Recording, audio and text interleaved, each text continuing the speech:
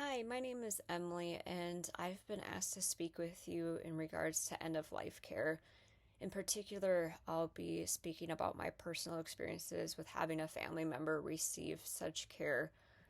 Before I dive into my story, I'll give some background information on myself as it's relevant to the story I'm about to tell. Currently, I'm a nursing student at St. Catherine's University in St. Paul, Minnesota. In addition, I work as a mental health crisis clinician within one of the emergency departments in St. Paul.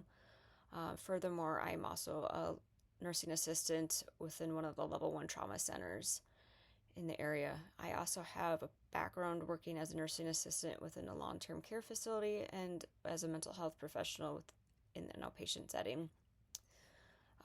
While within many of these settings, as a nursing assistant in particular, I've helped with end of life care.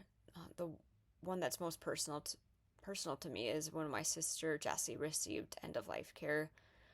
Some background on Jessie: she had Down syndrome, and she had a lot of chronic conditions related to that syndrome throughout her life. She was born with cataracts and had an atrial septum defect. She was born with pyloric stenosis, had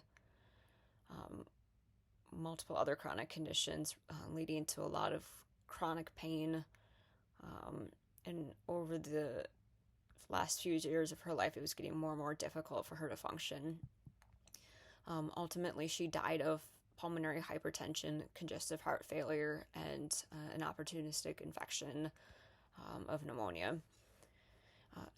Jessie had the cognitive functioning of someone between ages 3 to 5, despite being 30 at the time of her death. So, due to these cognitive delays, she did not understand that she was dying.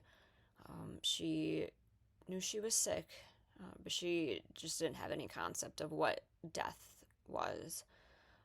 Up until she entered the active dying phase, she kept fighting to do what her body's always done, which was, going upstairs to enjoy a meal, walking to the bathroom, and watching movies, which she absolutely loved doing.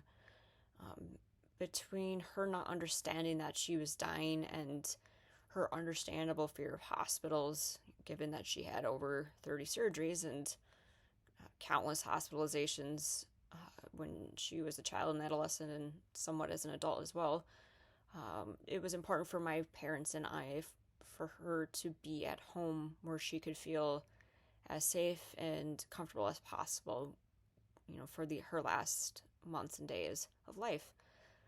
And in-home hospice made this possible. Within home hospice, hospice nurses came to our home, provided a variety of comfort medications such as morphine, Haldol, Tylenol.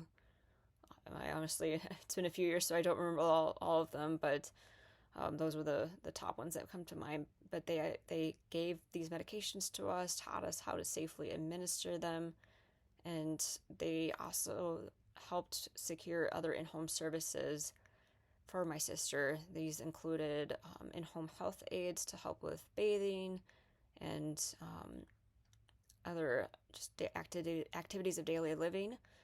And they also helped get in-home music therapists, which my sister adored. It was very comforting for her to be able to have someone come in and play songs that she loved and help her relax and sleep. Quality and home end of life care allowed my sister to have a dignified, peaceful death with her loved ones. And my family and I are forever grateful for the hospice team for providing this opportunity, since I know not everyone has this chance. Being someone that has worked in an ICU, an emergency department setting, I have learned that, not everyone, again, has that opportunity, and also that just because we can keep fighting for life doesn't mean we should. And it's important for families and patients to understand that invasive procedures and, heaven forbid, they lose a pulse, lose the ability to breathe, that resuscitation efforts do not always bring back full function. Sadly, quite often does not. And, therefore, even if you don't see yourself being a hospice nurse, it's critical for you to be able to have the skill set to speak with families and patients regarding like what all the different interventions are, what the possible outcomes are, and what does a quality of life mean for them. It may vary from what you feel is a quality of life. For someone, they might feel that having a tracheostomy and a PEG is worth, the upkeep and having to have additional help with care so that they could have more time with family. Other people would say absolutely not. That is too invasive. It's not comfortable. The risks associated with that is not worth any extension of my life. And so, as a future nurse, it's important to be able to have those kind of conversations, even if you don't see yourself as a future hospice nurse. Because sadly, there's very few specialties of nursing that doesn't have to deal with death time to time. And therefore, as future, I'm so sorry, get a little tongue-tied here at the end. As future nurses, we must advocate for and provide what is best for our patients. And for some, that may mean providing dignified care at the end of life. Thank you for taking the time to listen to my stories and just my different thoughts from my personal experiences and my various professional experiences thus far.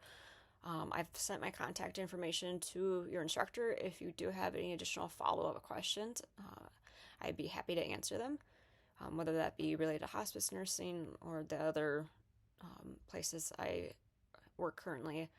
Thank you again for taking the time to listen to my experiences and my family's experiences with end-of-life care, and I hope this helps you in your journey to become future nurses. Take care.